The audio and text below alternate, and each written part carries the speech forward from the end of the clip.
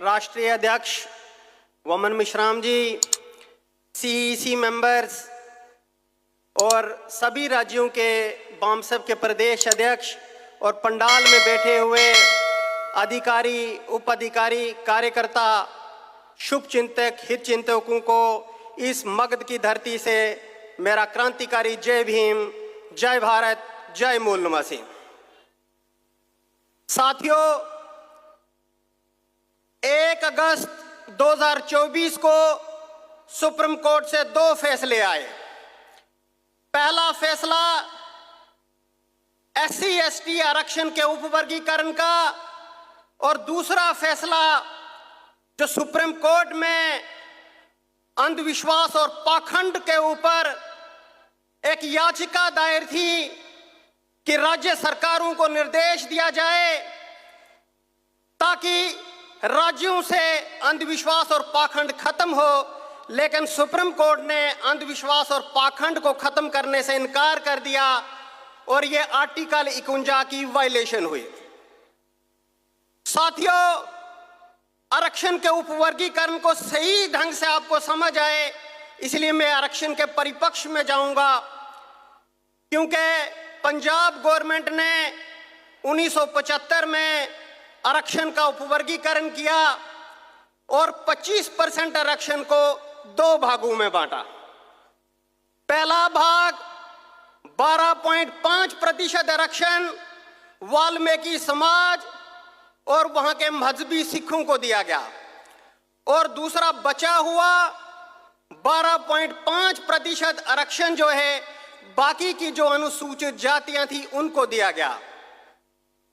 इसके चलते हुए आंध्र प्रदेश सरकार ने जस्टिस रामचंद्र राजा के अध्यक्षता में एक आयोग का गठन किया और 15% आरक्षण को 57 जातियों में 4 भागों में उन्हें बांटा और वो भाग थे ABCD।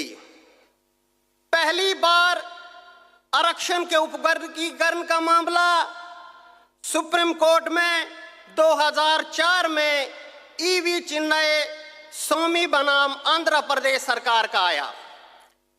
इसमें 5 जजों की संविधान पीठ ने आंध्र प्रदेश की सरकार का जो आरक्षण का उपवर्गीकरण था उसको गैर संवैधानिक बताया और ये कहा कि राज्य सरकार को कोई अधिकार नहीं है कि वो आरक्षण का उपवर्गीकरण करे, यानी कि अनुसूचित जातियों को एक सूची बनाए।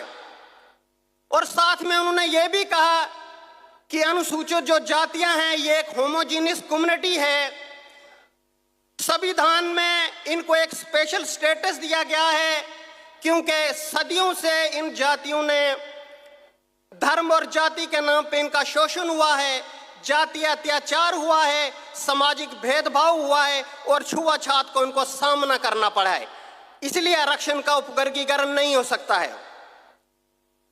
पंजाब हाई कोर्ट ने सुप्रीम कोर्ट की बात को माना और पंजाब गवर्नमेंट ने जो आरक्षण का उपवर्गीकरण किया था उनकी सारी सेक्शंस को स्ट्रक डाउन किया और यह कहा कि जो आपने फैसला किया है वो गैर संवैधानिक है, इसको वापस कीजिए।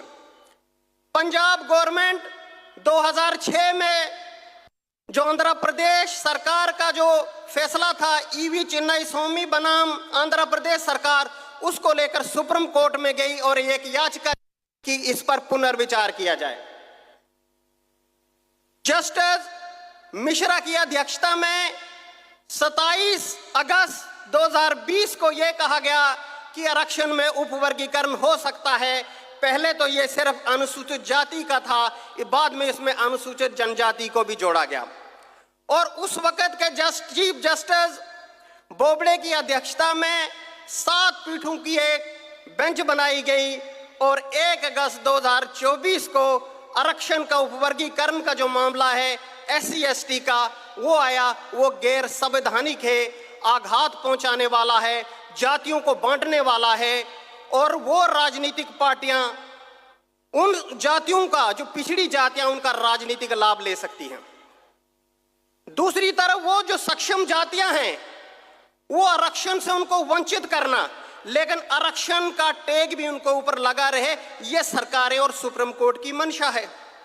अगर सुप्रीम कोर्ट चाहती तो जातियों खत्म करने की पहल कर सकती थी, लेकिन ये जातियां खत्म करने का हौसला उसके पास नहीं है।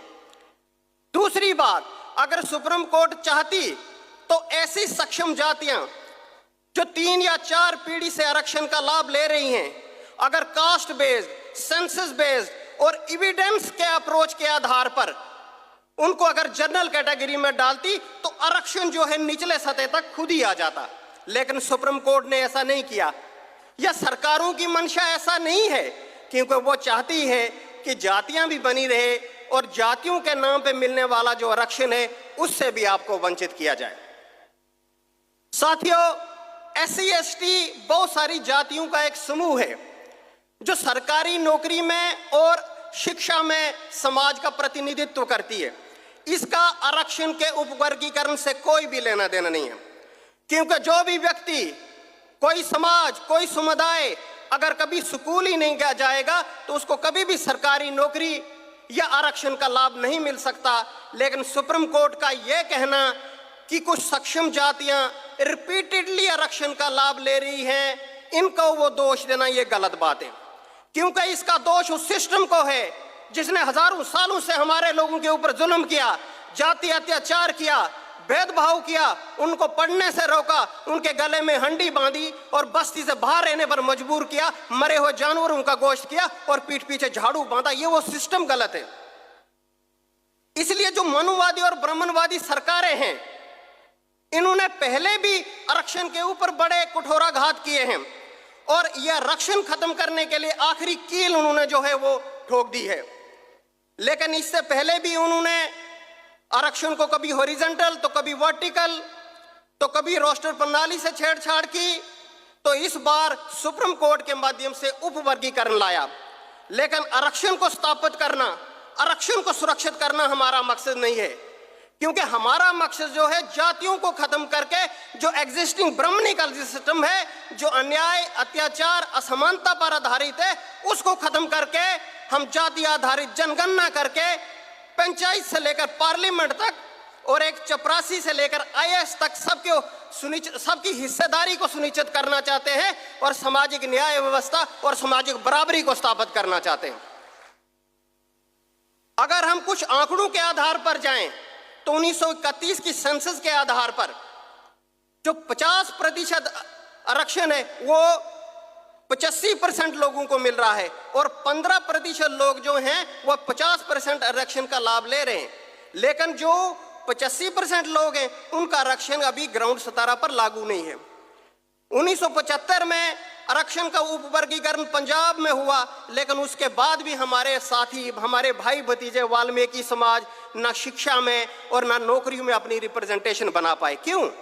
इसके पीछे कारण क्या है? क्योंकि वो लोग ज्यादा अंधविश्वासी हैं, पाखंड पे यकीन करते हैं, शिक्षा को उन्होंने मान्यता नहीं दी, अपने जाति आधारित धंधे नहीं छोड़े। एक सर्वे की रिपोर्ट के मुताबिक जो वाल्मीकि समाज के लोग हैं, हमारे भाई भतीजे हैं, वो अपने जाति आधारित धंधों में 60% रुचि रखते हैं और शिक्षा में मात्र 0.5%।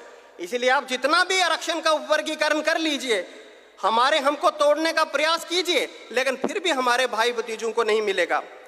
जो 7 बेंचों की एक जज थी, उसमें महिला जज जो बाला त्रिवेदी है, उसने ये कहा है कि आरक्षण का उपवर्गीकरण जातिगत मतभेद पैदा करेगा, इससे राजनीतिक दल फायदा ले सकते हैं। इसलिए आरक्षण का जो उपवर्गीकरण हुआ है वो किसी तथ्य, किसी आंकड़ों और किसी तर्क के आधार पर नहीं, बिल्कुल सिर्फ और सिर्फ ब्राह्मणवादी और मनुवादी सोच पर आधारित है। इसीलिए साथियों, आरक्षण जो है ये हमको सोशल डिवीजन में बढ़ावा कर रही है। क्यों? क्योंकि हमारे पास कोई सोशो इकोनॉमिक स्टेटस नहीं है कि हमारे समाज के लोग कितने पढ़े लिखे हैं, कितनी नौकरियों में उनकी रिप्रेजेंटेशन है, ये नहीं हुई। 9,64,000 से ज्यादा नौकरियां जो हैं वो सेंट्रल डिपार्टमेंट में खाली हैं। 16 लाख से ज्यादा नौकरियां जो हैं वो राज्य सरकार में खाली हैं। एक तरफ तो आप कह रहे हो कि आरक्षण का उपवर्गीकरण करो, उनकी क्रीमी लेयर लगाओ, तो इतनी पदवियां क्यों खाली हैं? आरक्षण को उपवर्गीकरण करने से पहले आपको ये उन पोस्टों को भी भरना होगा, नहीं तो ये सारी पोस्टें जो है नॉन फाउंड सूटेबल में चली जाएंगी। इन बातों को भी हमको ध्यान रखना, क्योंकि 2011 के बाद जो है वो सेंसस भी अपडेट नहीं हुई है। अगर हम बात करें, केशवानंद भारती एक केस था जिसमें उन्होंने कहा था कि सुप्रीम कोर्ट जो है अपने आप में एक राज्य है, सुप्रीम कोर्ट में भी आरक्षण जो है राज्यों की भांति जो है वो लागू होना चाहिए, तब जाकर सबको न्याय मिलेगा और जुडिशल कमीशन बने। एक है कि जो जर्नैल सिंह वर्सेस लक्ष्मी नारायण गुप्ता का केस 2018 में था, उसमें सुप्रीम कोर्ट ने कहा है कि रिजर्वेशन इन एजुकेशन, एम्प्लॉयमेंट और प्रमोशंस होनी चाहिए, क्योंकि इसमें मुख्तलिफ जातियां जो हैं आपस में मिलती हैं और इससे जातिगत मतभेद जो है खत्म होता है। तो इन बातों को हमको समझकर इकट्ठा होने की जरूरत है और बाम साहब के बैनर तले जो एक बहुत बड़ा ग्लोबल संगठन है, इसमें जैसे ही राष्ट्र नेतृत्व को कोई हमको संदेश होगा उसका हम पालन करेंगे और हो सकता है कि यह लड़ाई ज़्यादा लंबी चले, हमको ये लड़ाई भी लड़नी है। इन्हीं शब्दों से मैं अपने वाणी का विराम दूंगा। आपने मुझे धीरेपूर्वक सुना, धन्यवाद। धन्यवाद मान्यवर जोगेंद्र सिंह राय जी। अगले वक्ता पर लागू नहीं है।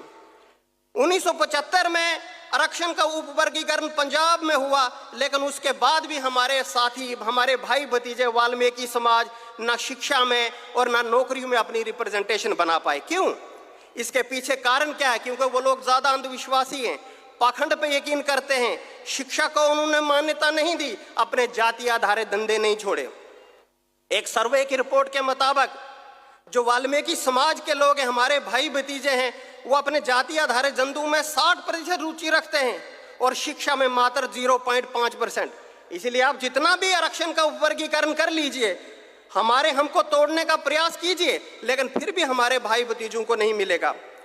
जो 7 बेंचों की एक जज थी, उसमें महिला जज जो बाला त्रिवेदी है, उसने ये कहा है कि आरक्षण का उपवर्गीकरण जातिगत मतभेद पैदा करेगा, इससे राजनीतिक दल फायदा ले सकते हैं। इसलिए आरक्षण का जो उपवर्गीकरण हुआ है वो किसी तथ्य, किसी आंकड़ों और किसी तर्क के आधार पर नहीं, बिल्कुल सिर्फ और सिर्फ ब्राह्मणवादी और मनुवादी सोच पर आधारित है। इसीलिए साथियों, आरक्षण जो है ये हमको सोशल डिवीजन में बढ़ावा कर रही है। क्यों? क्योंकि हमारे पास कोई सोशो इकोनॉमिक स्टेटस नहीं है कि हमारे समाज के लोग कितने पढ़े लिखे हैं, कितनी नौकरियों में उनकी रिप्रेजेंटेशन है, ये नहीं हुई। 9,64,000 से ज्यादा नौकरियां जो हैं वो सेंट्रल डिपार्टमेंट में खाली हैं। 16 लाख से ज्यादा नौकरियां जो हैं वो राज्य सरकार में खाली हैं। एक तरफ तो आप कह रहे हो कि आरक्षण का उपवर्गीकरण करो, उनकी क्रीमी लेयर लगाओ, तो इतनी पदवियां क्यों खाली है? आरक्षण को उपवर्गीकरण करने से पहले आपको ये उन पोस्टों को भी भरना होगा, नहीं तो ये सारी पोस्टें जो है नॉन फाउंड सूटेबल में चली जाएंगी। इन बातों को भी हमको ध्यान रखना, क्योंकि 2011 के बाद जो है वो सेंसस भी अपडेट नहीं हुई है। अगर हम बात करें, केशवानंद भारती एक केस था जिसमें उन्होंने कहा था कि सुप्रीम कोर्ट जो है अपने आप में एक राज्य है, सुप्रीम कोर्ट में भी आरक्षण जो है राज्यों की भांति जो है वो लागू होना चाहिए, तब जाकर सबको न्याय मिलेगा और जुडिशल कमीशन बने। एक है कि जो जर्नैल सिंह वर्सेस लक्ष्मी नारायण गुप्ता का केस 2018 में था, उसमें सुप्रीम कोर्ट ने कहा है कि रिजर्वेशन इन एजुकेशन, एम्प्लॉयमेंट और प्रमोशंस होनी चाहिए, क्योंकि इसमें मुख्तलिफ जातियां जो हैं आपस में मिलती हैं और इससे जातिगत मतभेद जो है खत्म होता है। तो इन बातों को हमको समझकर इकट्ठा होने की जरूरत है और बाम साहब के बैनर तले जो एक बहुत बड़ा ग्लोबल संगठन है, इसमें जैसे ही राष्ट्र नेतृत्व को